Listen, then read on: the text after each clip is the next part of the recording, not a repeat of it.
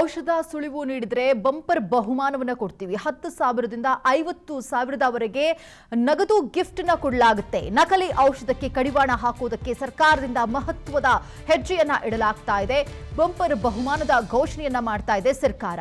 ಈ ನಕಲಿ ಔಷಧಗಳ ಹಾವಳಿಯನ್ನ ತಪ್ಪಿಸುವುದಕ್ಕೆ ಸರ್ಕಾರದ ಒಂದೊಂದೇ ಹೆಜ್ಜೆಯನ್ನು ನೋಡ್ತಾ ಇದ್ವಿ. ಮಾಹಿತಿ ನೀಡುವವರ ವಿವರ ಗೌಪ್ಯವಾಗಿ ಇಡಲಾಗುತ್ತೆ ಅಂತ ಹೇಳಿ ಇಲಾಖೆ ಈಗ ಭರವಸೆಯನ್ನ ಕೊಡ್ತಾ ಇದೆ.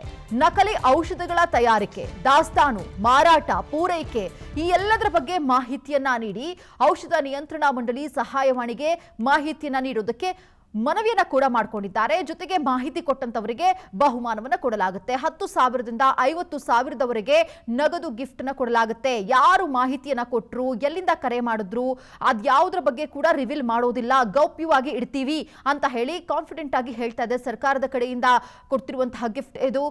ಈ ನಕಲಿ ಹಾವಳಿ, ಔಷಧಗಳ ಹಾವಳಿಗೆ ಬ್ರೇಕ್ ಹಾಕಬೇಕು. ಬೇರೆ ಬೇರೆ ರಾಜ್ಯಗಳಿಂದ ತಂದು ಇಲ್ಲಿನ ರಾಜ್ಯದ ಜನರಿಗೆ ಉಣಬಡಿಸ್ತಾ ಇದ್ದಾರೆ. ಅದರಲ್ಲೂ ಕ್ಯಾನ್ಸರ್ ಔಷಧಿಗಳನ್ನೇ ಮುಖ್ಯವಾಗಿ ಬಳಕೆ ಆಗ್ತಿದೆ ಅನ್ನುವಂತಹ ಆರೋಪಗಳು ಕೂಡ ಕೇಳಿ ಬರ್ತಾ ಇದೆ. ಕೇವಲ ಅಕ್ಕಪಕ್ಕದ ರಾಜ್ಯ ಅಷ್ಟೇ ಅಲ್ಲ, ಬೇರೆ ಬೇರೆ ರಾಜ್ಯಗಳಿಂದಲೂ ಕೂಡ, ದೂರದ ರಾಜ್ಯಗಳಿಂದಲೂ ಕೂಡ ಇದು ಸರಬರಾಜು ಆಗ್ತಿದೆ ಅನ್ನುವಂತಹ ಆರೋಪಗಳು ಕೇಳಿ ಬರ್ತಾ ಇದೆ.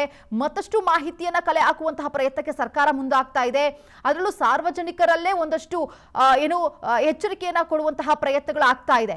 ಯಾರು ಮಾಹಿತಿಯನ್ನ ಕೊಡ್ತಾರೆ ಅಂತವರಿಗೆ ಗಿಫ್ಟ್ ಅನ್ನ ಕೊಡಲಾಗುತ್ತೆ. 10,000ದಿಂದ ಸುಮಾರು 50,000ದವರೆಗೂ ಈ ಒಂದು ನಗದು ಬಹುಮಾನವನ್ನ ಈಗ ಸರ್ಕಾರ ಘೋಷಣೆ ಮಾಡ್ತಾ ಇದೆ ಇಲಾಖೆ ಕಡೆಯಿಂದಾಗಿ. ಸೊ ಹಾಗಾಗಿ ಯಾರಿಗೆ ಈ ಮಾಹಿತಿ ಸಿಕ್ಕಿದ್ರು ಕೂಡ ಯಾವುದೇ ಮುಜುಗರ ಇಲ್ಲದೇನೆ ಈ ಮಾಹಿತಿಯನ್ನ ಸರ್ಕಾರಕ್ಕೆ ರವಾನೆ ಮಾಡಬಹುದು, ಇಲಾಖೆಗೆ ರವಾನೆ ಮಾಡಬಹುದು. ಯಾಕಂದ್ರೆ ಒಂದು ಕಾಲ್ ಸೆಂಟರ್ ಅಂತ ಕೂಡ ಮಾಡಲಾಗ್ತಾ ಇದೆ. ಅಲ್ಲಿಗೆ ಕಾಲ್ ಮಾಡಿ ಈ ಮಾಹಿತಿಯನ್ನ ಕೊಡಬಹುದು. ನಿಮ್ಮ ಯಾವುದೇ ಮಾಹಿತಿಗಳನ್ನ ಕೂಡ ಅಲ್ಲಿ ರಿವೀಲ್ ಮಾಡೋದಿಲ್ಲ. ನೀವು ಯಾರು, ಎಲ್ಲಿಂದ ಕರೆ ಮಾಡಿದ್ರಿ ಅನ್ನೋದನ್ನ ಕೂಡ ಅವರು ಮಾಹಿತಿನ ರಿವೀಲ್ ಮಾಡೋದಿಲ್ಲ